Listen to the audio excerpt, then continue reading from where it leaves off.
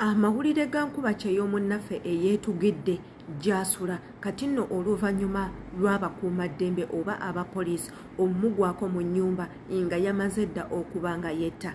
Amawulire ago gatambudde nnyo era gasaasaanidde nnyo ku mikutu gya internet nga bayita famire y'ono omugenzi afudde babeere nga bakitegeera nti nno omwana waabwe afudde. Kigambibwa nti nno Nkubakyeyo ono eyafudde abadde ayitibwa Simon era nga katambi ngenda kabaterawo waneeno eri banne egibadde mikwano gye nga balina bye batutegeeza ebibadde bikwatagana ku Simon.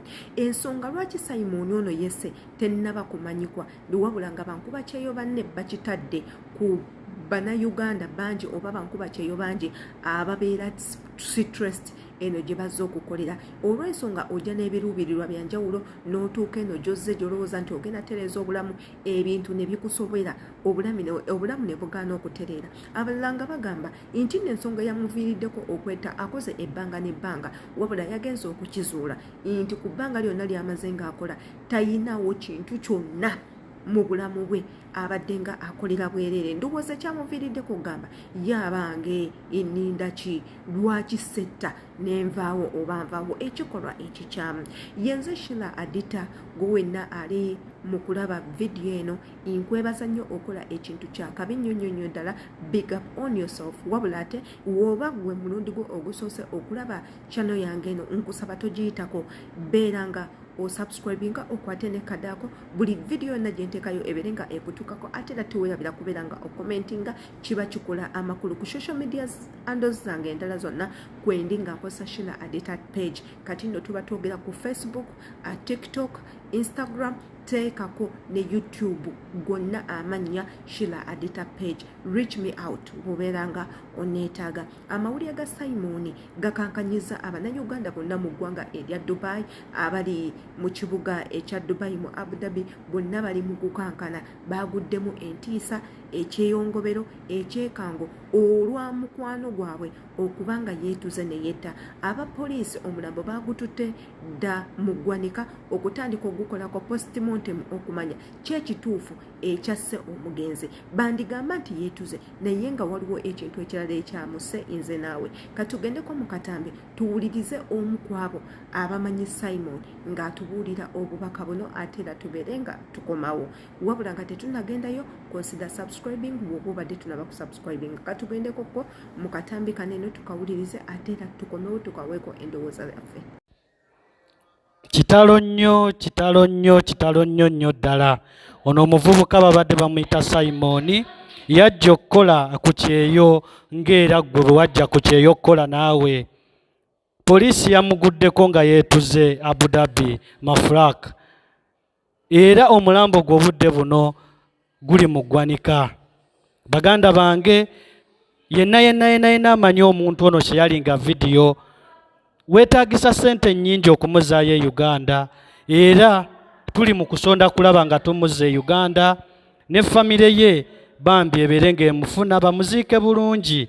Naye nga kitalo nnyo Simon muganda wange wadde weetuze kyazze bubi weetuze naye ate obulamu bwe butyo kyazze. Mukyeyalinga evidiyo tufune abazira kisa basobola okusonda akasente bambi n'addayo okwava oba ewaka. Naye nga kitalo nnyo Simon wummula mirembe kyeyalinga vidiyo bambi omulambo guddizibwe okwava obwe bamuziike bulungi. Naye ng'obudde buno ali Abu Dhabi, omulambo guli Abu Dhabi guli mu firiji bannange. Twesonde buli omu alina kyafunye tusobole okulaba bambi nga tuzza omulambo ewaabwe. Naye nga kitalo nnyo Simon Mukama akuwa ekiwummula eky'emirembe. Nja kutwala omukisa okusaasirako famire ya muganda wange Simon timugume Mukama Katonda yawa ate era yajjawo. Wummula mirembe muganda wange. Kati omulambo twetaaga ssente eziguze e Uganda era ennamba tujja ziteekawawo wansi anaaba asobodde okuyamba bambi obeeko ky'oyamba. Sofa baagala obukadde bw'e Uganda 5 bwokka naye tuli mu kunoonya kulaba nga tumuzaayo ewaka. Kyeyalinga vidiyo yenna muziro kisa gy'ali asobole okuyamba muganda waffe ono ate omulambo gwe gudizibwe eka abantu be bamuziikeko kubanga yajja kukola naye ate agenda kuddirayo mu kofini, agenda kuddirayo mu keesi. Obulamu bwe butyo tetwafuna bwa ddembe, osanga alina ensonga ze lwaki yeetuze naye ng'ate si ye yabadde solution. Wummula Mirembe Simon, musharinge video tufune abazira kisa basobola okuyamba, abasobola okukwata akasente bambi naddizibwayo okwabobwe naye nga kitalo nnyo, mawulire ga ntiisa ga nnaku, nze mpulira ntidde era mpunze kubanga okufa bannange kiri simple nnyo nnyo nnyo nnyo nnyo. Yajja kukola famiro ye, abantu be abamwagala. Wummula Mirembe bro, bambi tuyambe, tusonde akasente, kyonna ky'osobodde bambi kikwate tubeere nga tusobola okuzzaayo omulambo ewaka. Wummula Mirembe. Nkimanyi nti naawe amawulire tegakulese kyekimu. Nze Adita buli wemmanya nti nno waliyo Nkubakyeyo munnaffe avudde mu bulamu bw'ensi buno kinyiga nnyo ku mutima, simanyi lwaki ne kindeetera okutya ntuuka n'ekiseera nga sikyayagala kukola nga ngamba yabange nfiiririra ki, lwaki nkola. Olaba gundi abadde akola avudde mu bulamu bw'ensi, so okufa bwe kutyo. Okufa kubaddewo emyaka n'emyaka, emyezi n'emyezi, naye as people we are not used yet. Okufa tosobola kumanyira lwa nsonga buli ddakiika kibeeranga ekipya, kibeera ekyekango, because omuntu oyo afudde, trust me, tagenda kudda, togenda kuddamu omulabako, togenda kuddamu omuwuliza, togenda kuddamu namujjukira anywhere, ne byakola byonna byonna oba byabadde ng'akola ogenda byerabira. Okwo nno kwe kufa.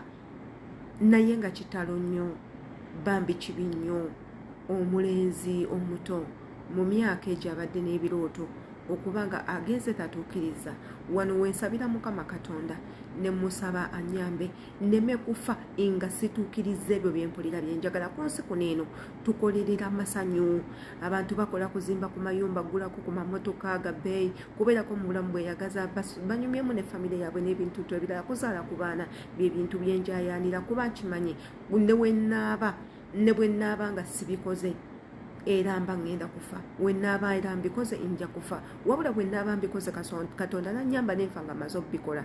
Osanga abamu ku abo abanjagala oba nze benjagala bali bikozesa ne bibongerayo ne bibatuusa eyo nze gye sitasobodde kutuuka. Y'ensonga eyo yokka, wabula ng'ate tetugenda kwerabira kwogera ku muganda waffe Halima, Nkubakyeyo munnaffe Halima. Obadde okimanyi nti emisango gya Halima gikyagenda maaso, Abannayuganda basitudde buto, wabula ng'ate ekipya kyazuuse mu musango gwa Halima era nga bagamba nti embasi yennyini eya Uganda mu ggwanga lya Saudi Arabia yeeri emabega w'okubanga omwana ono ayisibwamu eyo embeera gy'alimu. Tukijjukire nti Halima twakoma okumanya nga mukama we amukutte n'amuggalira, naye obadde okimanyi nti nno Halima mu kkomera baamugjayo. Bwe baamugjayo ne bamuteeka ku embasi nga mukama we amaze n'omuwa pass out omwana ono addeyo ewaka, embasi n'emugaanira n'emugamba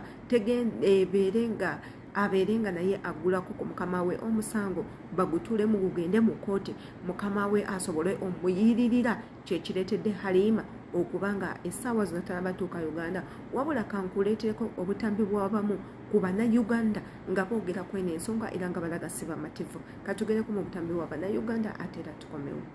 Ababadde beebuuza ensonga za Kanyerere Halima omukyalo ono ziri ku ki era tutuuseewa? Wuliriza, sharingira ne munna akitegeere. Omwana ono amala okutuuka ku embasi omulundi ogwasooka, embasi emugoba emuzzaayo. Boosi w'omwana ono amukwata amuteeka mu kkomera. Bw'atuuka ekiseera yamalayo emyezi oba 2-3 n'avaayo ne bamuzza ku embasi. Boosi w'ono omwana okumuta yamusayiningira exit era n'agamba amuggyeeko emisango gyonna gye mbadde emuvunaana. Mumanyi embasi kye yakola oba abantu abakola ku embasi kye baakola? Batuuzizza omwana ku embasi bamugamba naawe ggulawo omusango ku boosi wo. Omwana ali mu Saudi Arabia eyakava mu kkomera, Uganda ni Embassy oba bakola ku Uganda ni Embassy bamugamba naye agende aggulewo omusango ku boosi we. Naye ng'ekyo omulaba kikola. Ani agenda okuwolereza omwana ono okusinga omusango? Tetwerabira omwana tayagala kuggulawo omusango, n'omuzadde w'omwana agamba nze omwana wange njagala akomewo. Naye Embassy egamba olw'okubanga baagalamu kali. Kakati abakola ku Embassy tubasaba omwana mu mute adde ewaka kubanga boosi we yamuteeramu exit yamukkiriza okufuluma Saudi yamuggyako emisango gyonna gye yali amuvunaana omwana abonyeebonye from abonyeebonye ekimala muleme kuwuddiisa bantu teri agenda kuyamba mwana oyo kusinga musango Saudi Arabia teringa Uganda nti esonsowaza omugwira nedda Saudi Arabia esooka kutunuulira muntu waayo ani agenda okuwolereza Halima mutuyambe mukolere omwana emergency travel documents atambule adde ewaabwe omukazi maama we akakanya omutima gwe Maureen Kathy lyerinnya lyange tambuza video tutaase muganda waffe erina okutuuka ku embassy ye Uganda eri mu Saudi Arabia banaye muto omwana mumuleke Audio ky'omwami ekitambula nga kigamba nga ffe bannakadaama yatuyise n'abannakadaama ne bassekadaama bwe tuvudde ku byatuleeta okukola bwe tuvudde mu kuuta ttooyi twesibye ku nsonga za Halima era ffe tukole ebitukwatako ebitubiveeko twabasirikira olwedda basajja mmwe twakola emirimu gyaffe nga bakadaama ne tugitulamu ne tugikola egyammwe gyabalemu okukola yensonga lwaki twavaayo tugambe nti Yesu wadde ndi kadaama mu bino ebigo ebimutuvuma tujja kulwana ku lwabannaffe tujja kulwana ku bantu babannaffe bantu mmwe abeefuula abatuyamba nga mulima offices mutudde mwewuuba mulya munywa mubala ekintu kimu maiti edde Uganda osobole okufiisawo kuza funeral bye mubala obulamu bw'abaana tebubafaako tebubakwatako ye bubakwatako kingambe muli bulungi otunuulira kimusinga oyo afa oyo bw'afa at least ku funeral service nfisaako emitwalo 7 bwe mmaliriza nenfutyeka kampani ye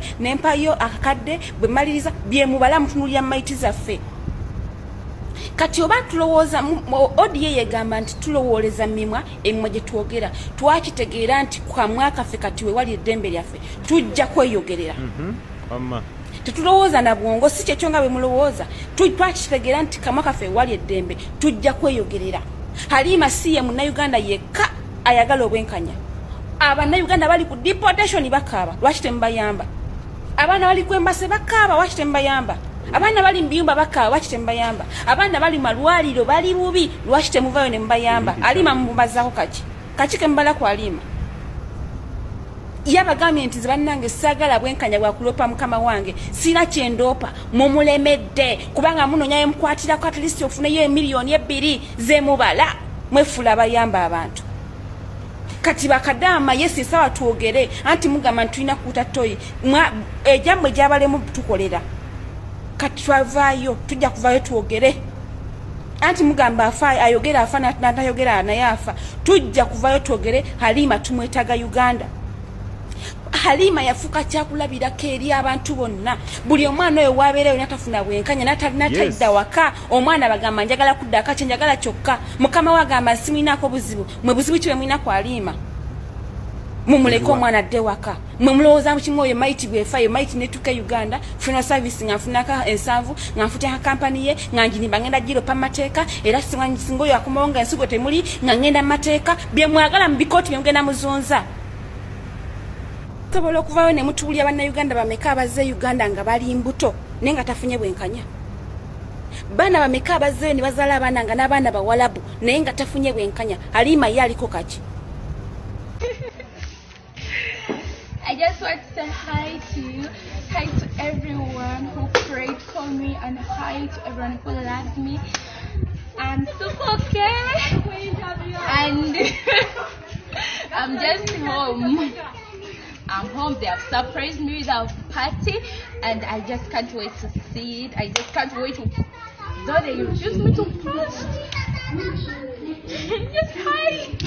byebyo nno ebigenda mu maaso mu bulamu bwa muganda waffe Halima twakuba ku mulanga ne tukola obutambi bungi nnyo era tujjukira nti buli eyayogeranga ku ssaga ya Halima naddala fa abalinanga emikutu egya TikTok egitambulirawo akawunti zonna ne basooka ne baziteekako ku stop